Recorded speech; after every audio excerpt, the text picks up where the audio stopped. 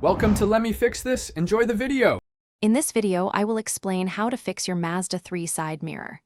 We'll cover everything from diagnosing the issue to completing the repair, ensuring your vehicle is safe and looking great.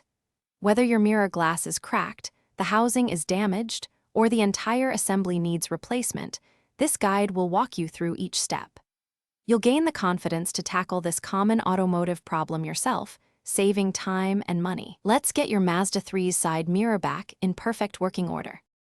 First, let's diagnose the problem with your Mazda 3's side mirror.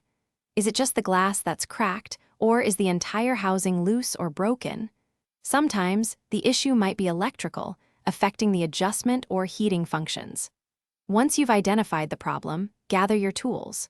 You'll typically need a Phillips head screwdriver, a flathead screwdriver, and some plastic trim removal tools to avoid scratching your paint. Having the correct replacement part on hand is also crucial for a smooth repair. Now, let's get to the repair itself. Begin by gently prying off the interior door panel trim pieces using your plastic tools. This exposes the mirror's mounting bolts and electrical connectors. Disconnect any wiring harnesses, then unbolt the old mirror assembly from the door frame. Typically, there are 3 or 4 bolts holding it in place. Carefully position the new mirror assembly, reattach the bolts, and reconnect all electrical plugs. Ensure everything is snug and secure before proceeding to the next step. After installing the new mirror, it's time for testing. Turn on your Mazda 3 and check the power mirror adjustments. Move the mirror glass up, down, left, and right to ensure full range of motion. If your mirror has a heating function, test that as well.